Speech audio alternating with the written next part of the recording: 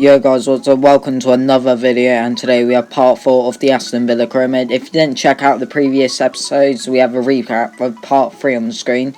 We played 2 games. We beat Burnley 4-0 and then we drew 2-2 to Brighton. In this episode we will play 4 games. First one against Man City, second one against Watford, third one against Brighton in the Carabao Cup, and then the fourth one is against Everton. If you haven't already, make sure to like and subscribe to the channel for more FIFA content. As you see, we're going into the first game now. The Man City lineup, they have Bravo in goal, Sanders and Stones centre back, Walker right back, Delph left back, Foden, Fernandinho and De Bruyne in the midfield, Mahrez on the right wing, Sane on the left wing, and Jesus at top. First chance of the game, Sane had a shot, but it was well saved by the keeper. Then 8 minutes in, we had our first chance of the game, but Dam hit it onto the sidelines. But in the 20th minute, we were thrown goal with Tyrone Mings, our left back. And to be honest, I don't even know what happened here. One of the scrappiest goals that you'll probably ever see. That wasn't inside the box, to be honest. And John McGinn with a brilliant finish into the top corner. But Tyrone Mings thrown goal. The player shoulder barged him, didn't touch the ball. Player fell over McGinn, and then McGinn just chipped into the top corner. So 1-0 to him. And 2 minutes into added time, they had another chance.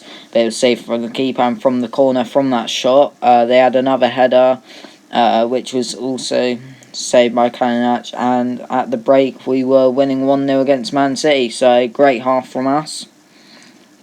Well, they've been all over us, to be honest, but 5 minutes into the second half, 12 minutes into the second half, you'll see why I said 5 minutes later on, but 12 minutes second half, De Bruyne found Mahrez, who cut inside there, and it's 1-0, so they're back in the game and have another chance to win this game. But 5 minutes later, we had a chance. Dan was thrown goal, but he hit the bar. So that's 2 chances he's missed, which is annoying, but he had the chance to redeem himself with 3 minutes left to play, and he did. And with 3 minutes left to go this game, we are 2-1 up away at Man City, and we could be getting the 3 points here to extend our lead at the top of the table, I believe. I don't know. Well, they were second, so yeah, we're extending our lead over Man City. But that was the end of the game, and we have beaten Manchester City 2-1 at the Etihad in the first game of the episode. And we had more shots, so we probably deserved to win that, to be honest. But our second game is at home to Watford, so the first home game of the video. And hopefully we can keep our unbeaten run.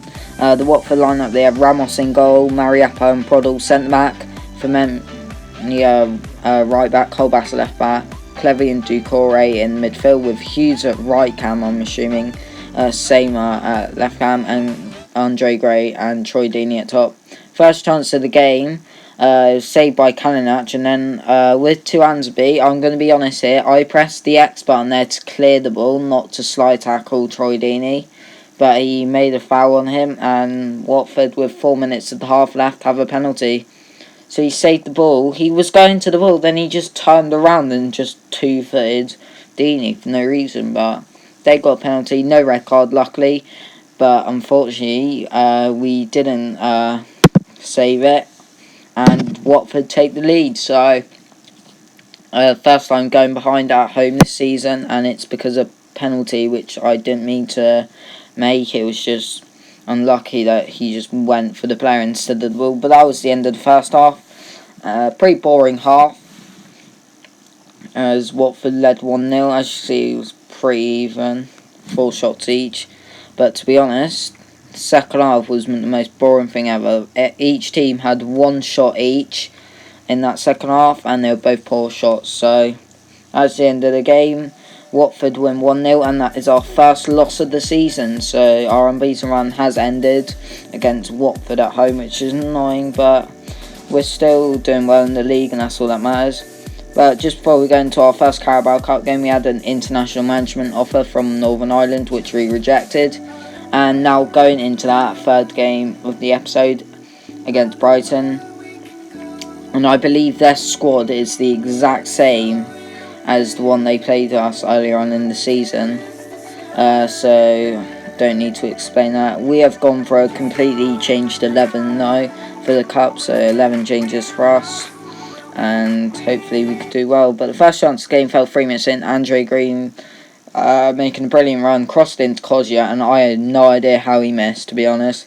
But the second chance of the game, brilliant touch back to Izquierdo, and a brilliant volley from the Colombian, who made it 1-0 16 minutes into the game.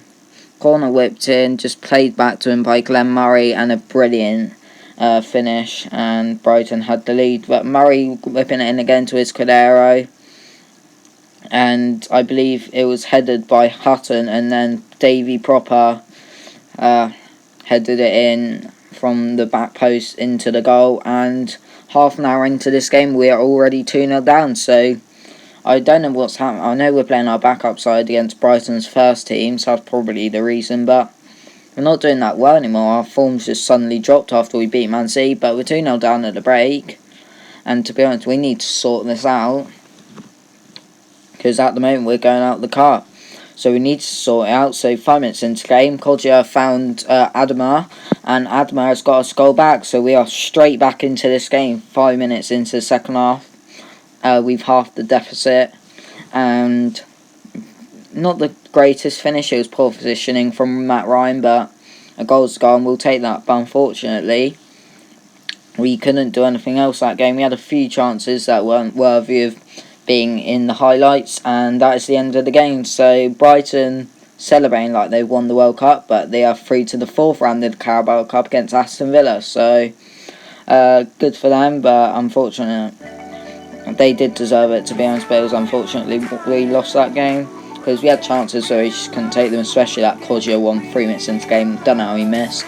But the final game of the episode, we are facing Everton away, and as you can see by the Everton side, they are Pickford in goal, Mina and Jack Yelker at centre-back, Astley at right-back, Digne at left-back, Gay and Schneiderlin, CDM, Sigurdsson, Cam, Walcott right-mid, Kamano left-mid, and Tucson at top. And as you see, our team is the exact same as one that faced Watford. First chance fell to them again. We keep headering it. Like, our clearances, we head it straight back to them, and they just have a shot, and our keeper saves it. That's always the first chance of the game in the Premier League, I swear. But that was literally the only thing that happened in that half, to be honest. And it's 1-0.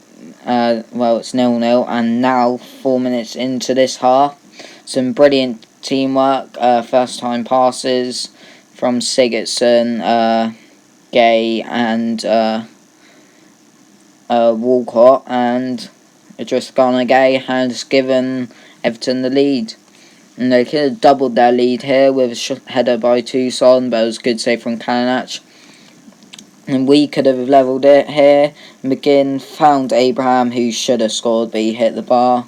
I don't know what the theme is. The theme must be missing easy chances for our strikers this game. But the final chance of the game, El Ghazi cut inside and found John McGinn. He scored the first goal of the episode, and he scored the last goal of the episode.